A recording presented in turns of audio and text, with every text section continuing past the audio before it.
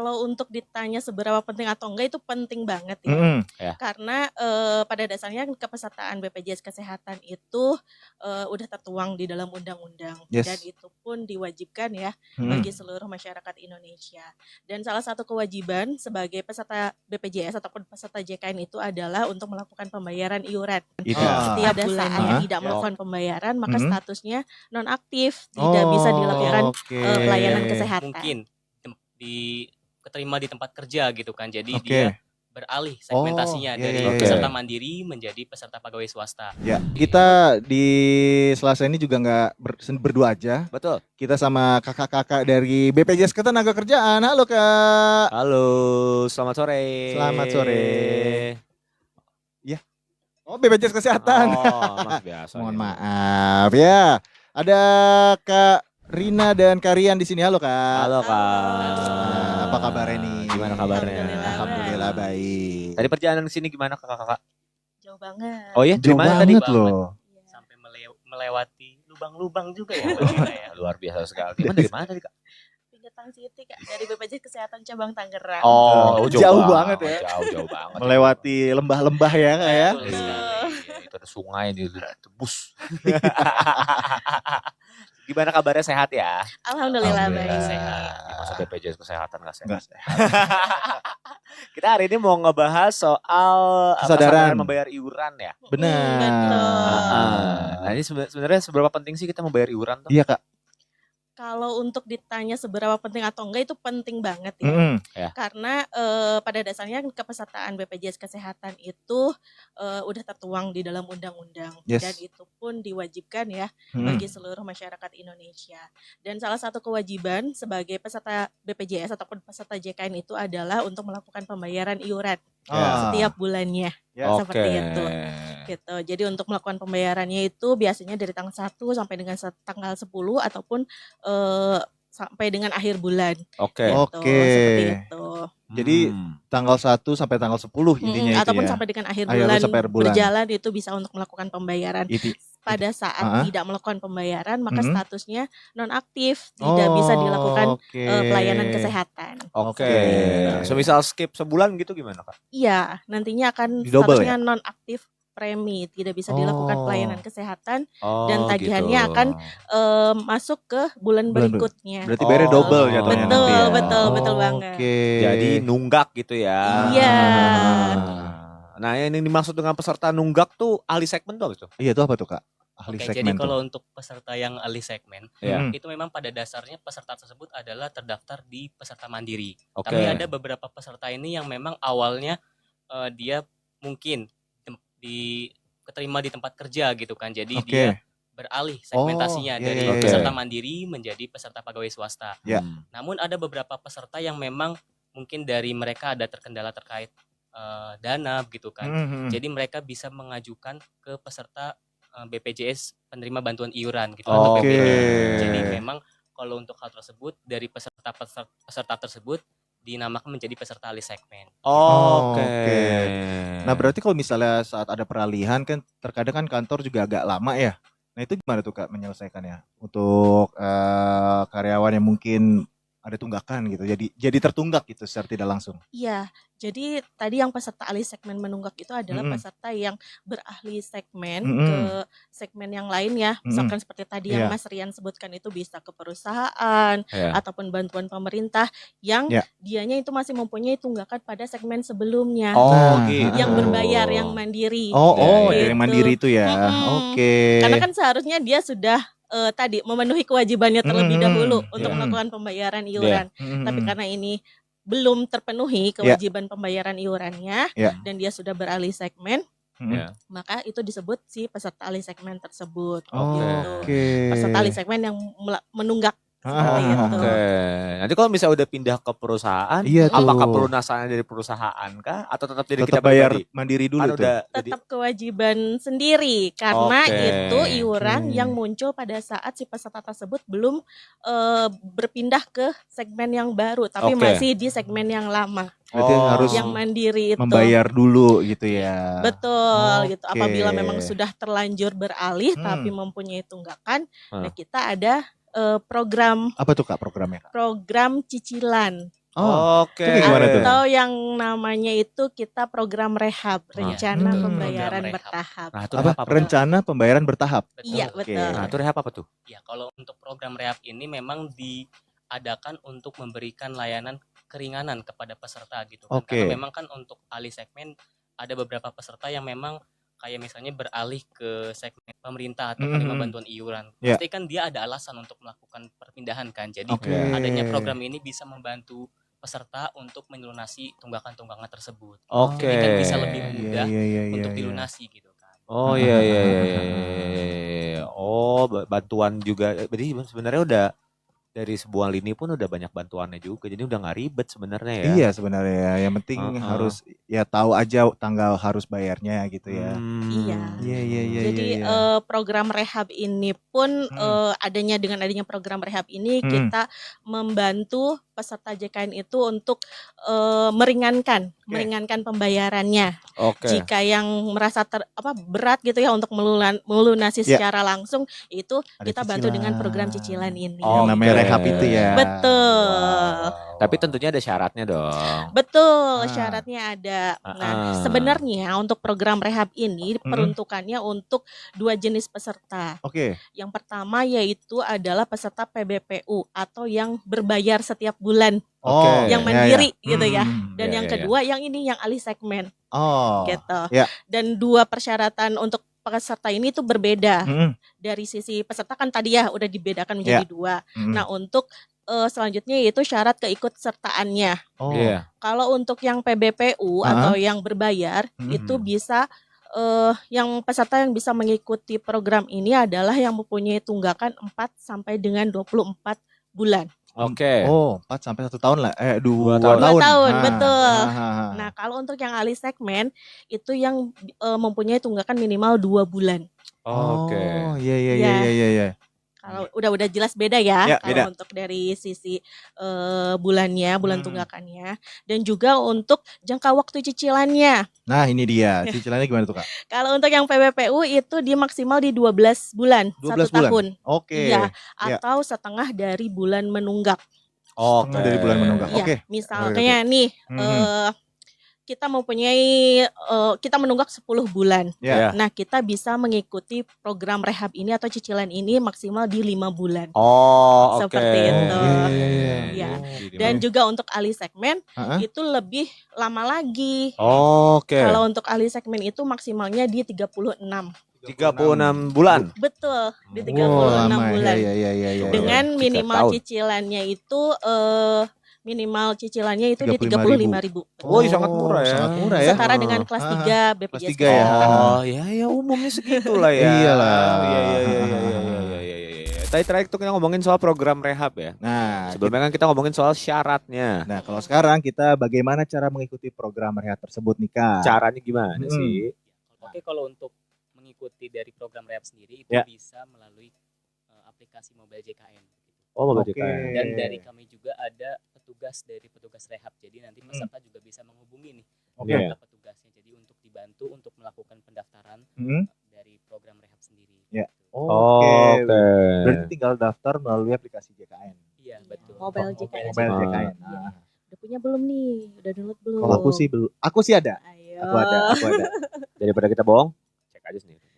Kayaknya ada nggak ya? Karena dari Mobile JKN sendiri itu sudah sangat kompleks aplikasinya. Bahkan peserta juga bisa melakukan layanan kesehatan. Benar, dan daftar kedokteran check up tuh dari situ bisa. Ada dong. Ada Mobile JKN ada dong. Jadi kita nggak perlu ngambil antrian ke rumah sakit ataupun ke kanal layanan FKTP kayak gitu. Itu bisa langsung dari Mobile JKN. Iya, soalnya kan ibu saya juga ada dong Mobile JKN. Saya belum ada lagi, Mas.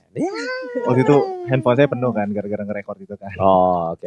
Sampai sedikit-sedikit. Nah, gimana nih rehab berfungsi dalam program JKN ini nih? Manfaatnya mungkin. Iya.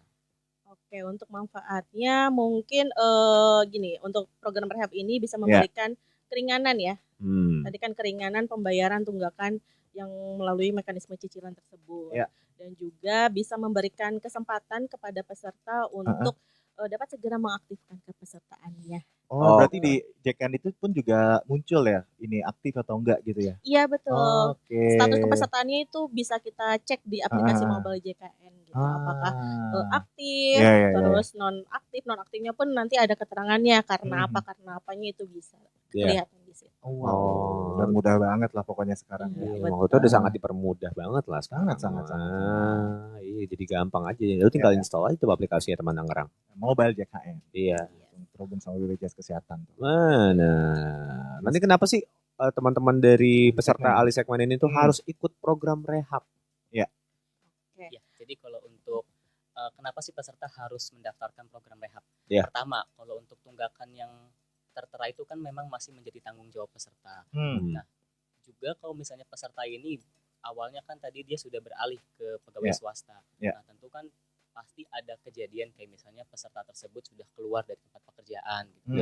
Yang otomatis nanti kalau misalnya dia sudah beralih segmen kembali ke peserta mandiri, nantinya kan tunggakan tersebut akan muncul kembali dan yang pasti pesertanya akan nonaktif gitu kan segmennya dan tidak bisa digunakan begitu.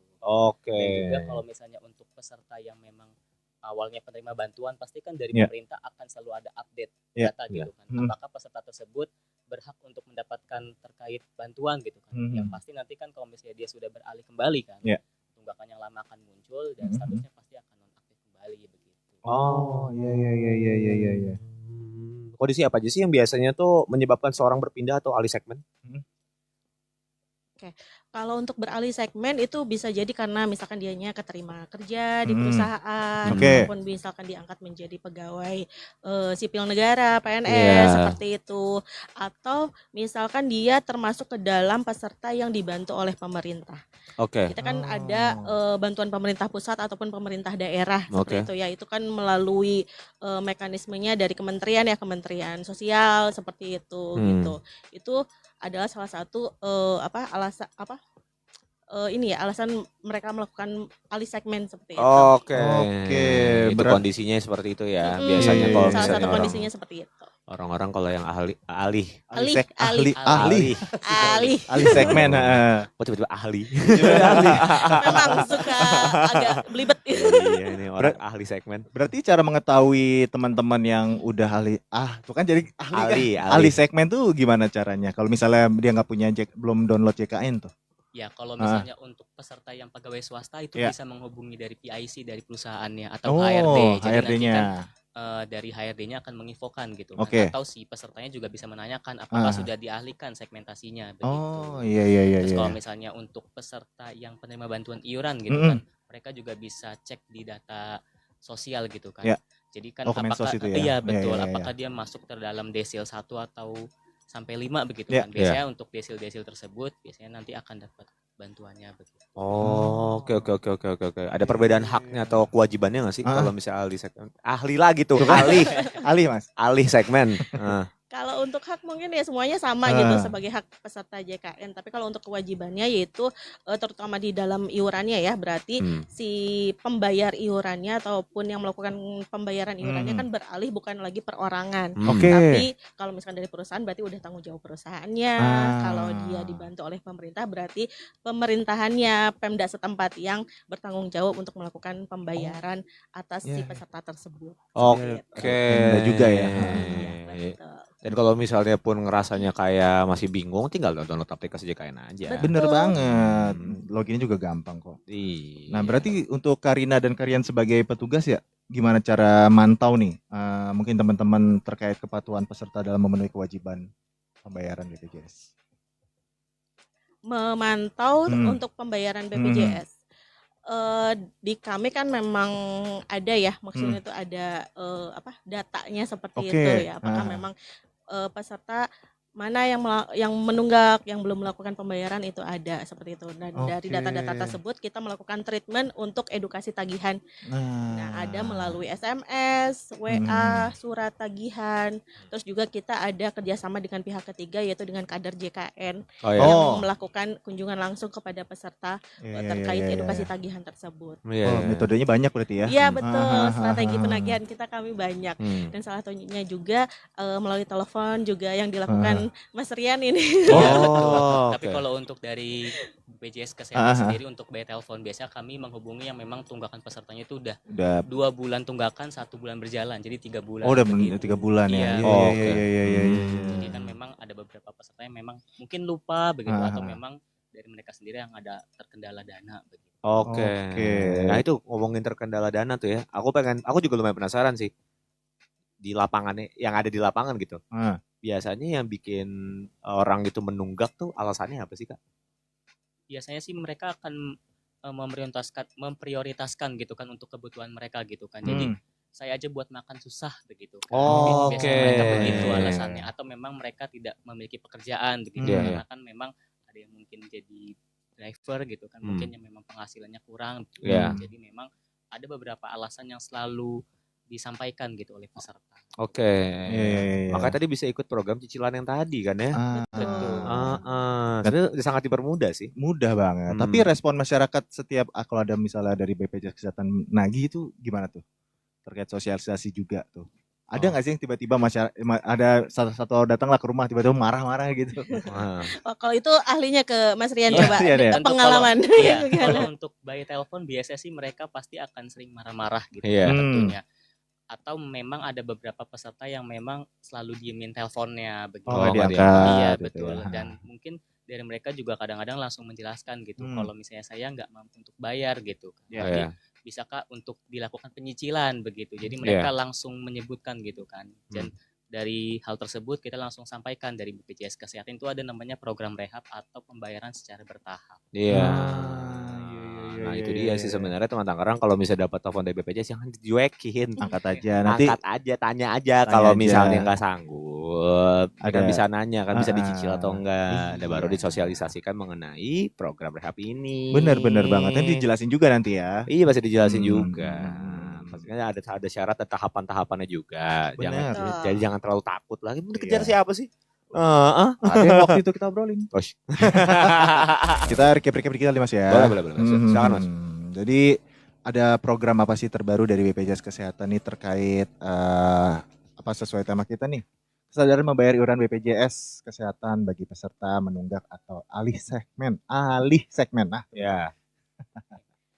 Ya, jadi kalau untuk terkait tadi yang program terbaru dari BPJS Kesehatan adanya program rehab atau program pembayaran bertahap gitu. Atau memang bisa dikenal oleh masyarakat adalah program pembayaran menyicil terkait tunggakannya. Jadi program ini memang dikhususkan bagi beberapa peserta yang memang beralih segmen, khususnya yang pegawai swasta atau yang penerima bantuan iuran. Tapi kalau untuk yang peserta mandiri juga bisa mengikuti untuk program rehab tersebut. Jadinya memang ini program untuk memberikan kemudahan untuk pembayaran iuran gitu bagi peserta yang memang memiliki kendala begitu. Syaratnya apa aja sih Kak untuk bisa ikut program rehab ini? Ya. Syaratnya itu dia terdaftar sebagai peserta yang berada di segmen PBPU ataupun yang sudah beralih segmen. Terus dia mempunyai tunggakannya 4 sampai dengan 24 bulan untuk yang PBPU, terus di atas atau dimulai dari tunggakan 2 bulan untuk yang alih segmen, serta untuk jangka waktu cicilannya itu yang PBPU itu maksimal di 12 bulan. 12 tahun.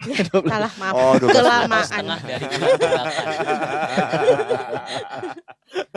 Saya shock tadi tuh. 12 tahun. 12 bulan teman. 12 bulan teman Tangerang ya. Dan kenapa sih peserta alih segmen ini harus ikut program rehab ya, Karina? Jadi kalau misalnya untuk peserta yang alih segmen, mengapa sih harus ngikut program rehab? Nah itu memang tujuannya untuk memberikan kemudahan bagi peserta yang alih segmen. Karena memang kan kalau untuk peserta alih segmen kan tentu tunggakan peserta mandiri masih menjadi tanggung jawab peserta itu sendiri gitu kan. Jadi kalau misalnya memang mereka memiliki mungkin kayak misalnya dananya belum ada begitu kan, belum bisa melakukan pembayaran secara lunas gitu kan. Jadi dari peserta-peserta tersebut yang alih segmen bisa langsung mendaftarkan program rehabnya. Dan tentu seperti yang tadi disampaikan oleh Mbak Rina gitu kan, bahwa untuk melakukan pendaftaran rehab ini kan ada beberapa syaratnya. Yang pasti kalau untuk peserta mandiri itu setengah dari bulan tunggakan dan maksimal untuk jangka waktu itu 12 bulan. Gitu. Dan untuk peserta yang alih segmen itu maksimal 36 bulan gitu. Namun tetap tergantung dari besaran tunggakannya. Dan untuk iuran paling rendahnya untuk per bulan itu 35.000 per bulan dari tunggakan yang pembayaran menyicilnya. Oke. 35.000 per bulan. Nah, layanan yang dapat digunakan peserta untuk mengecek status kepesertaan dan tagihan iuran tuh ada nggak Pak? Ada banget. Itu semuanya ada di aplikasi Mobile JKN. Mobile JKN. Iya, mau ngecek status kepesertaan ada di situ, cek berapa sih tagihan yang ada di keluarga kita gitu. Untuk BPJS-nya itu ada. Udah rinci per orangnya ada berapa. Terus pembayaran terakhirnya kapan itu juga bisa dicek. Oke. Terus tadi juga kayak apa namanya? Mendaftar ke pelayanan kesehatan itu juga bisa melalui aplikasi Mobile JKN. Oke. Pokoknya Mobile JKN ini kayak minimarket lah gitu. Jadi semua ada, serba ada dan bisa dilakukan oleh para peserta begitu. Istilahnya itu palu gak ada Mas. Apa aja apa yang lu mau gua ada. Oh iya benar. Nah kalau misalnya teman-teman nih, teman Tangerang mungkin mau nanya-nanya nih terkait alih segmen ini, nah kemana tuh Kak? Atau mau nanya-nanya seputar BPJS Kesehatan, mungkin bisa ngobrol sama teman-teman dari BPJS Kesehatan tuh bisa menghubungi apa sih? Iya, sebenarnya kalau untuk kanal terkait untuk peserta yang bertanya-tanya gitu kan, bisa melalui Pandawa gitu. Jadi kalau Pandawa ini adalah layanan WhatsApp yang dari BPJS Kesehatan untuk melakukan keluhan atau memang ada beberapa pertanyaan seperti ingin menanyakan tagihan atau misalnya status kepesertaannya gitu. Juga bisa menghubungi call centernya di 165. Terus juga dari peserta juga bisa mengikuti atau follow gitu dari akun media sosial BPJS Kesehatan. Khususnya yang mungkin dari wilayah Tangerang atau Tangerang Selatan itu bisa follow gitu ya Mbak ya dari akun BPJS Kesehatan cabang Tangerang gitu. Jadi bisa langsung DM atau memang dari setiap minggunya mungkin dari setiap hari Selasa atau Rabu itu ada namanya BPJS on air. Jadi nanti para peserta bisa nonton live dari BPJS itu ya, TikTok atau Instagram gitu ya. Iya, betul. Oke. Sosial medianya apa tadi? BPJS Kesehatan Cabang Tangerang. Cabang Tangerang. BPJS Kesehatan Cabang Tangerang. Betul. Dari call center 165 ya? Iya, 165. Oke. Nah, ini kita di penghujung acara sebelum kita tutup obrolan kita pada sore hari ini aku mau nanya mengenai harapannya nih untuk masyarakat ya terkait kesadaran membayar iuran nih Kak. Iya. Harapan kami khususnya untuk peserta JKN ya yang telah menjadi peserta JKN, bayarlah iuran BPJS Kesehatannya tepat waktu setiap bulannya. Gitu. Karena dengan membayar iuran tepat waktu kita telah ikut membantu saudara-saudara kita yang terbaring sakit gitu, sesuai dengan tagline kita, dengan gotong royong semua tertolong. Nah, wow, tagline-nya bagus ya. Dengan gotong royong semua tertolong. Dan juga mungkin bagi teman-teman yang sudah terdaftar tapi belum memenuhi kewajibannya, masih ada istilahnya mungkin tunggakan ya, mohon maaf seperti itu, bisa untuk melakukan pendaftaran tadi program rehab. Betul. Bisa di Mobile JKN tuh. Betul, Mobile JKN ataupun misalkan ada kendala nih untuk Mobile JKN-nya bisa datang ke kantor cabang terdekat aja. Ya, benar banget. Bisa di mana aja. Tapi ada yang WhatsApp nih, ada yang nanya di WhatsApp. Siapa Mas? Dari 0812 111 sekian. Oke. Kak, aku kan awalnya itu dari yang pribadi, BPJS pribadi, terus aku pindah ke perusahaan. Apakah tunggakanku yang sebelumnya itu harus dibayarkan atau nanti ditanggung sama perusahaan? Terima kasih. Baru join kali ini ya. Iya, baru join nih kayaknya nih.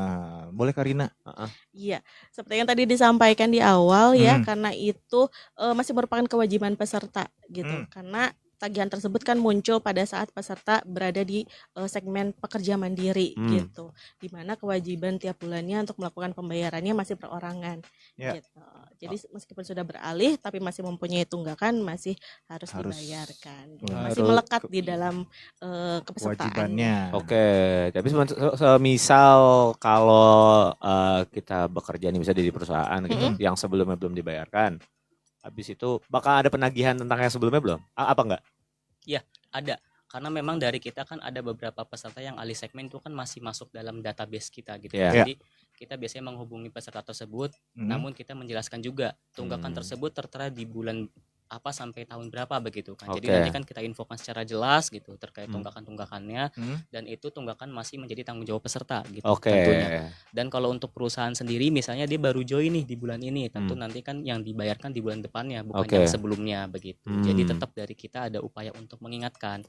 Dan tentu kalau misalnya belum dibayarkan kan akan mempengaruhi kepesertaan dia gitu kan. Kalau misalnya sudah keluar gitu kan, nanti kan tunggakan yang sebelumnya akan muncul dan mengakibatkan kepesertaannya nonaktif gitu dan tidak bisa digunakan gitu BPJS-nya. Semisal semisal aku misalnya gini, aku adalah orang yang menunggak semisal ya. Aku menunggak 2 bulan semisal. Habis itu ini pribadi ya. Terus aku keterima kerja. Otomatis yang 2 bulan ini tetap harus dibayarkan kan? Iya, betul. Semisal aku tuh ternyata nggak membayarkan tapi aku bekerja. Lalu aku berhenti bekerja nih. Iya. Berarti ngelanjutin dari 2 bulan ini pembayarannya. Kalau untuk tunggakan 2 bulan tersebut kan masih terdata gitu ya Mbak. Iya, betul. Jadi masih ada pada saat nanti kakak nih beralih lagi ke mandiri, ke pribadi, itu tunggakan tersebut akan tetap muncul gitu ya? Muncul, betul. Dan itu tetap harus dilunasi, baru nantinya bisa didaftarkan kembali untuk ya, dilanjutkan kembali untuk yang mandirinya. Dilanjutkan kembali yang mandirinya setelah yang 2 bulan ini nih dibayarkan. Berarti kalau misalnya sebisa aku udah masuk kerja, yang 2 bulan ini berarti ke freeze nih bayarannya. Iya, tidak muncul atau tidak nambah lagi. Tidak nambah lagi. Gitu aja udah gitu sampai dengan yang bersangkutan beralih ke perusahaan. Tapi semisal kita sudah resign atau ya udah selesai dari perusahaannya, baru yang kedua ini cair lagi, dilanjutkan lagi. Bayar. Yang penting bayar aja yang sisa 2 bulan itu ya berarti ya. Ini kabar kita mau ada penelpon ya? Iya, tapi belum masuk sih. Belum masuk ya. Berarti strategi yang dilakukan dari kakak-kakak untuk masyarakat agar lebih aware terkait pembayaran itu apa Kak? Dari BPJS Kesehatan sendiri? Ya biasanya sih lebih ke edukasi gitu ya Mbak. Ya edukasi terkait tagihan tersebut gitu. Dengan tadi strategi yang tadi itu yang tadi kita sebutkan, ada SMS, WA, telepon, sosialisasi juga seperti bahkan ada kader JKN yang datang gitu ya. Iya betul, langsung ke pesertanya gitu mendatang. Nih, ini ada telepon nih. Kita langsung dari sini aja ya. Halo, selamat sore. Halo, ada siapa di mana nih? Aku Siti dari Danmogot. Halo Siti, gimana kabarnya? Jauh banget. Baik, alhamdulillah. Mau nanya apa nih? Aku pengen nanya, kalau misalnya aku terlambat bayar iuran selama beberapa bulan itu, nah apakah kartu BPJS aku itu otomatis nggak aktif? Itu pertanyaannya? Iya. Pertanyaan itu kayak mengandung pertanyaan berikutnya gitu ya? Iya, kayak nanggung gitu, kayak mau nanya lagi gitu. Siti, Siti. Tetap didengerin aja ya, nanti dijawab langsung lagi sama teman-teman BPJS Kesehatan. Thank you ya. Thank you. Kalau misalnya udah nggak bayar berapa bulan, apakah kartunya bakal nonaktif? Itu pertanyaannya tadi tuh. Jadi kalau misalnya beberapa bulan gitu kan gak dibayarkan, tentu kartu BPJS-nya nggak aktif begitu. Tapi dari BPJS Kesehatan sendiri ya Mbak ya, kalau untuk tunggakan yang wajib dibayarkan peserta itu maksimal 24 bulan begitu. Iya 24 bulan. Jadi kalau misalnya dia belum membayarkan iuran per bulannya gitu, tentu nanti BPJS-nya akan nonaktif. Tidak bisa digunakan. Siap. Makanya Siti mungkin harus download Mobile JKN. Biar tahu status kepesertaan. Benar. Dan udah berapa lama tuh nunggaknya? Benar. Baiknya sih untuk pembayaran BPJS itu kan dari tanggal 1 sampai dengan tanggal 10 ya. Atau maksimal itu sampai dengan akhir bulan berjalan tersebut. Betul, yang sama apabila sudah beralih bulan. Wah, itu susah itu statusnya udah langsung nonaktif premi. Gitu. Bayar langsung double nanti tuh saya. Mungkin terakhir ada yang mau disampaikan lagi ke Rina Karian sebelum kita tutup pembicaraan kita pada sore hari ini? Ya itu untuk mengingatkan aja untuk pembayaran iurannya. Tidak capek-capek untuk mengingatkan gitu untuk pembayaran iurannya tepat waktu setiap bulannya, jangan sampai nonaktif karena apabila posisinya nonaktif nantinya akan susah ya. Susah juga. Repot pada saat akan melakukan pelayanan kesehatan itu kan pasti repot harus bayar dulu tunggakannya begitu seperti itu. Benar. Ya, dan juga untuk teman-teman Tangerang atau Tangerang Selatan yang memang ada kendala gitu terkait pembayaran iurannya, bisa langsung pendaftaran program rehab melalui aplikasi Mobile JKN. Iya. Udah mudah banget kok, udah langsung di Mobile JKN men ya. Iya, jadi gampang banget. Lu tinggal buka handphone lo, buka Play Store atau Google Store, App Store segala macam. Lu cari JKN Mobile, nanti lu tinggal download aja. Iya. Loginnya gampang kok. Loginnya gampang, nanti lu tinggal bikin. Nanti lu bisa ikut program rehab ini nih. Ya, benar banget. Mau ngucapin terima kasih sebesar-besarnya buat teman-teman BPJS Kesehatan. Buat Kalian udah ngobrol-ngobrol sama kita. Yes. Semoga sukses ke depannya ya Kak ya. Amin. Dan kita bisa ngobrol-ngobrol lagi. Iya, kalau misalnya ada pembahasan-pembahasan kita terbuka banget untuk ngobrol. Benar banget.